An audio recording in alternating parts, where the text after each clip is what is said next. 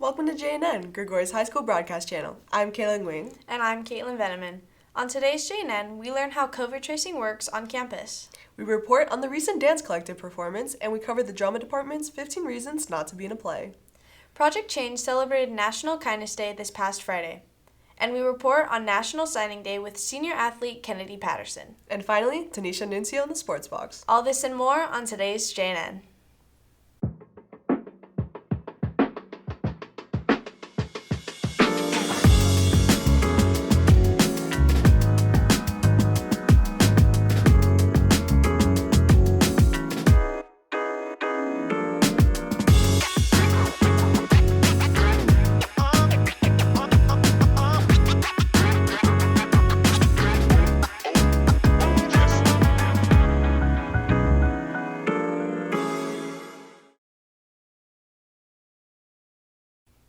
Since school reopened, the administration has followed California's health guidelines in order to keep students and staff in a safe environment. Monica Ochoa details Gregory administration's efforts to trace and identify COVID cases on campus. Since the school reopened their doors for students last year, the Gregory administration worked relentlessly along the Modesto City Schools and the health administration in order to keep a safe learning environment for students and staff, tracking any COVID case that might be present on campus. The purpose is to identify what exposures we've had on campus of positive COVID cases, and then identify those that are a close contact to make sure that we're taking the precautions necessary to slow the spread of COVID-19.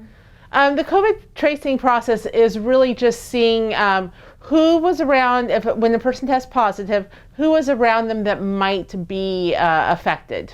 If you're around somebody longer than 15 minutes en masse, that's a lot of times when transmission can happen. And so we know a student has been close to another student. We use this teacher seating chart, so they're constantly updating their seating chart. We know how far their desks are from each other. So close contact is 6 feet or more over a 24-hour period. So if a student sits within 6 feet of another person and they're next to that student, that's a positive case. For 15 minutes or more over a 24-hour period, they're considered a close contact. So they say like 2 days before you were sick is when you're most susceptible to spread the virus. So we look at the kids that person sat around the 2 days before they got sick, and those are the kids that we asked to, hey, have you been vaccinated? Can you get a test just to make sure that you don't have it, just so we can make sure that we're not spreading. Lunchtime's a little bit harder, but usually lunchtime is outside. Teachers are informed of students who are in quarantine throughout the attendance system. We have some processes in our system where we can notify teachers of who's supposed to be on quarantine. The teacher notifies us, hey, this person's on campus. It says they're supposed to be in quarantine. We'll call them out of class. And then we go over the two options with them. Actually, there's three options. One, they can go home in quarantine. Two, if they're fully vaccinated and they have no symptoms, then they can stay on campus. Or three, they can actually take a rapid COVID test with parent permission here with our school nurse, Nurse Lori. And if that's negative and they have no symptoms, then they can return to class. And then we also identify whether the student rides a bus, whether they play on a sports team. Our school nurse calls the family and says, hey, has your student been with anybody else on campus for a extended period of time as a direct exposure? Collecting data is mostly done with phone interviews. Sometimes it might involve contacting some other people, like especially I know with sports, we've had to contact the coaches to find out, hey, who was around the student, for longer than 15 minutes, maybe without a mask on, that might have been exposed. The first weeks of the school year, COVID cases were very high. During the month of August, there were 15 weekly positive cases of students and 2 positive cases on staff. After a few months, the COVID cases on campus dropped. During the month of October, there were only 6 weekly cases among students and 0 cases from staff. So for students that have been exposed here at school, we do offer COVID testing. We do require a written parent consent form for that. And then they come up, it's a nasal swab test that we do here at school. It's very easy. The nasal swab just goes inside your nose. The student swabs themselves 5 times on each side, 5 big swirls in each side of your nose, and then the results we get back in 15 minutes. If a student has to be isolated due to COVID, Short-term independent study program help those who have been affected by COVID keeping up with their assignments and work and maintaining contact with their teachers. So there's a short-term independent study for COVID-related student, and so basically you're just supplying any information, any materials that we are doing in class, you're actually providing to them so they can actually complete. I think it really helps students just because if they are absent due to COVID-related symptoms, you don't want them falling behind, especially because it could be like a 10-day or even longer than that type of quarantine where they're out. 10 days sounds like only 10 days, but it's really, that's 2 weeks of instructional time that they could be missing out on minimum. It's like a modified type of hybrid scenario where they are still in touch with all of their classmates and they're still in touch with their actual instructor. And so I think it definitely helps to keep everyone up to date. Gregory students have been doing an amazing job of stopping the spread of COVID. I am so impressed with all of you kids. Encouraging students to continue wearing your mask, make sure it's above your nose. Know that we're not happy about masks, but it's what we need to do in order to maintain a safe learning environment, maintain school, making sure we're open. Reporting for JNN, this has been Monica Ochoa. And remember, Jags, wear your mask over your nose and mouth when you're indoors. The Disneyland Senior Trip and Fundraiser permission slips are now available in the SBO. The first payment of $120 is due tomorrow, so if you're planning on attending our senior trip this year, be sure to make tomorrow's deadline. Seniors, remember to submit your college applications. Deadlines for CSU and UC are November 30th, but private and out-of-state colleges' deadlines may vary, so make sure to submit. The Grigori dance team recently joined other Modesto City Schools to form the Collective, a 3-night dance performance at the Downey Auditorium last week. Benjamin Parker brings us the story. The most exciting part about the Collective was actually getting to perform back on stage after like 2 years without performing. It was like really exciting because it's been such a long time since we were actually able to perform in front of a crowd. It's like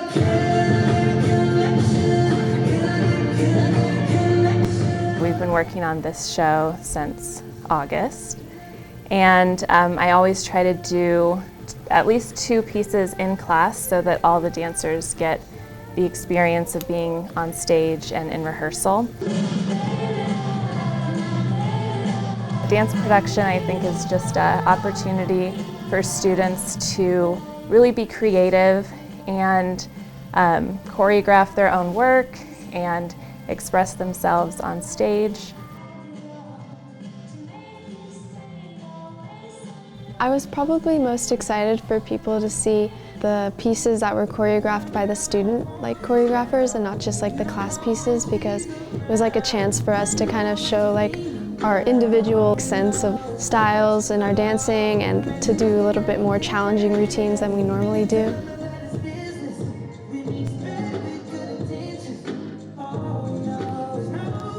I choreographed the dance called GP.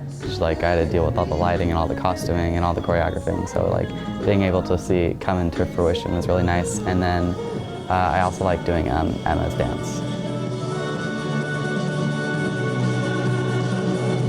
The most challenging part about choreographing my own dance was the actual choreography and having everyone in class learning it at the same time. There's a lot that goes into it. It's a long process, but it's worth it.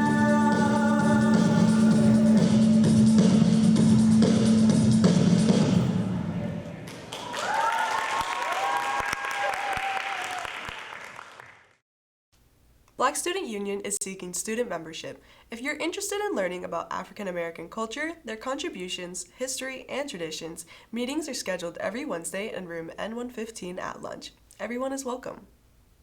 This past weekend, Grigori Theater produced 15 Reasons Why Not to Be in a Play. Jesse Rushton and Kiara Enriquez brings us the story. On November 20th and 21st, the drama department held their first performance of the year, 15 Reasons Not to Be in a Play, written by Alan Heenan and directed by Brian Starchman. The play is called 15 Reasons Not to Be in a Play, and it's a sarcastic look at telling people why not to be in a play while obviously putting on a play and being in a play. And so it's kind of tongue-in-cheek, making fun of the theater. So it's like really like cheesy little reasons not to be in a play, like, you know, you'll break out in hives when you are in one, or, you know, you're going to get anxiety or something like that, or you're just too shy to be in the play. It's a really cheesy but like really cool play that we did, so I enjoyed it a lot. I think it's more of an attempt to be what you would not expect from a play. This play tries to lure you in, like as a play, but it's reasons not to have you in a play. It's a really good example of how fun a play can really be. These actors are pretty good. Like when we first started, a lot of them, they were really shy and they couldn't project that well, and like, you know, of course they had to get some notes, but they started to get out of their comfort zone, and like I was able to help direct them and all that, and like now like I see like such improvement in them, and I'm pretty proud of everybody that did it. Reporting for JNN, this has been Zachariah Plata. The attendance clerks in the C and N building offices are asking all Gregory students to inform themselves of the SLC they belong to. The C building office serves students in digital media and business SLC and visual and performing arts. The N building office serves global studies students and the career tech SLC. Please take the time to learn your SLC and go meet your attendance clerks. They'd love to meet new students. They'd also want to inform you of ways to earn some PBIS points, so put that on your list. Last Friday, Jack Santos and Michael Pope covered Project Change's efforts to celebrate National Kindness Day. Let's take a look. I've been the advisor of Project Change for the last 5 years, and this club was really started by former AP Human Geography students that I had, and they were really inspired by the different curriculum that we used in here, and they realized that they wanted to do something with that information, and so they wanted to take action, and that's really where the club started from, and I was really just inspired to see their commitment to global citizenship and service. I think our one staple project that we do is Kindness Day. It's the one we really make sure, because we don't want our goodwill and our acts of service to not only just go out into the community, but our community is our home here at Gregory, and so that one's really important to us. I've been in this club since I was a freshman.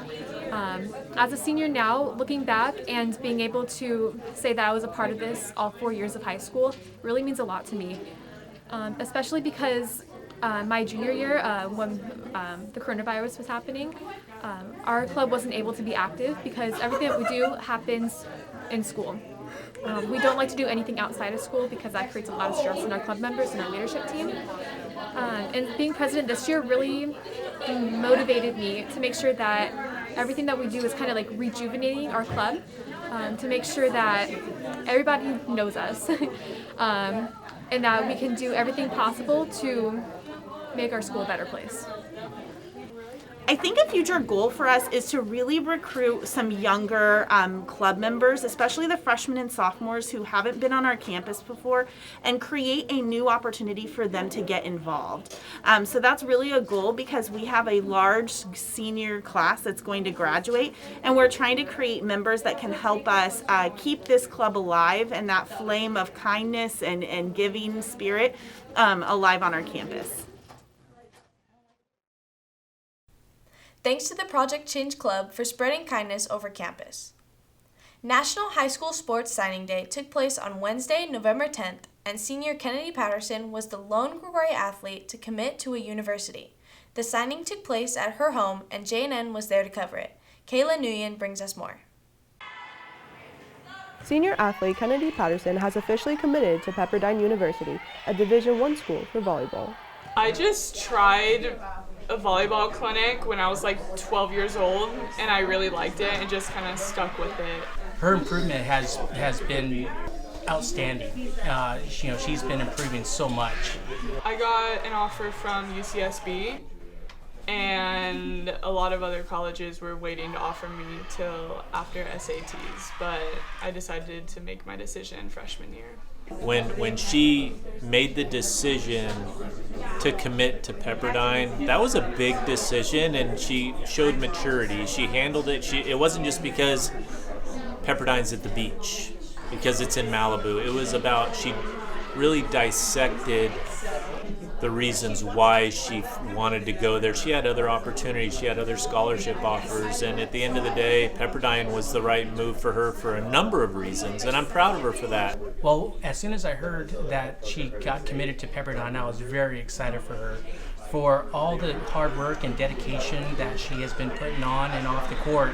She ended up just wanting to go to the college of her dreams, and that was with Pepperdine. And once I got the news, I was very happy for her, and I'm so proud of her. After transferring from Oakdale High to Gregory her junior year, Patterson continued her career as a Jaguar and soon became MVP for the team. I found out during our club season, our freshman year, and I was so excited for her. It was like a really empowering moment for her, so as a friend, it was really exciting to see her happy. It was an exciting day. I remember like it was yesterday, even though it was 3 years ago. And, we were nervous because she was very young. She was a freshman in high school. And we're like, is this the right move? But we realized very quickly with the coaching staff at Pepperdine and what Pepperdine is about, they have a great program and they're academically very strong. We knew that was the right move. So it was an interesting time, but looking back at it now, it was absolutely, she made the right decision. Reporting for JNN, this has been Kaylin Wing. Number 24, Kennedy Patterson. Congratulations to Kennedy on her well-deserved accomplishment. For more sports news, let's go to Tanisha Nunzio with the Sports Box. What's up, Jags? My name is Tanisha Nunzio. Welcome to this week's edition of the Fall Sports Box. First up, varsity football. Our boys traveled to Elk Grove High for a 56-6 loss in the first round of playoffs on November 5th. Jada Miller ran 59 yards in the game.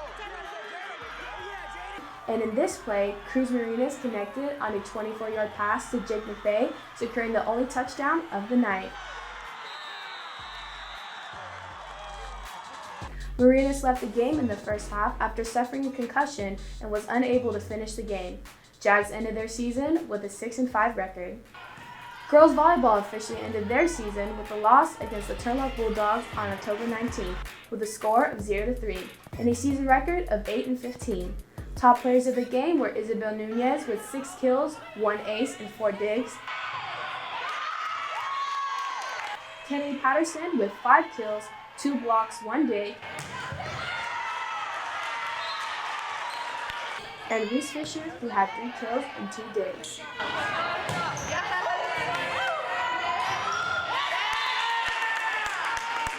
Swinging on into girls tennis, the Lady Jags made it to their second round of playoffs, but unfortunately lost to Lincoln High 3-6, officially ending their undefeated regular season. Congratulations to Sarah Knowles, who won the CCAL for singles and got League MVP and League Sportsmanship Award. Girls water polo lost their playoff game against St. Mary's in Stockton on November 2nd with the score of 1-13. The top players of the match were Madison Shaffron with 1 goal, 1 assist, 1 point, and 2 steals, Molly Kendrick, who had 1 steal and 2 shots, and Sophia Hoopmacher, who had 14 saves. Jags finished their season 7-7. Boys water polo lost 5-21 in the first round of playoffs to St. Mary's. Top players of the match were Will Johnson with 2 goals, 2 assists, and 2 steals, and Jared Warder, who had 2 goals and 2 steals. Gregory Cross Country ran at the CIF section at Folsom High. Girls placed 5th and boys placed 8th. Our top girl runners were Lexi Gomez, who came in 15th overall, Chloe Cook 21st, and Maura Collins 33rd. Great job, girls. Girls golf competed in a CCAL tournament on October 18th and placed 3rd. Mimi Wang and London Ash both moved on to divisionals and competed on October 25th. Ash shot a 95 and Wang shot a 76. Allowing Wang to move on to the San Joaquin Section Masters, she competed on November 1st and scored a 78, leaving just a 5-point gap between her and qualifying for state. And now, a sneak peek into our winter sports. Our boys basketball team played home last Friday against Western Ranch Cougars and lost 72-84. Make sure to come out and support our boys this Friday at home as they face off the Elk Grove Thundering Herd.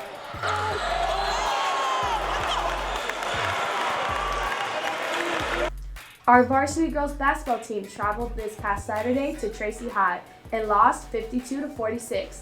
Next game will be tonight at Houston at 7. Be sure to come out and support our Lady Jags. Well, that's it for this week in Grigori Sports. This has been Tanisha Nuncio reporting for JNN, signing off. Congratulations to the fall sports teams for giving us a great season. Well, that's it for today's JNN. I'm Kaylin Wing. And I'm Caitlin Veneman. Thanks for watching, and be sure to follow our Instagram. See you next time, Jags.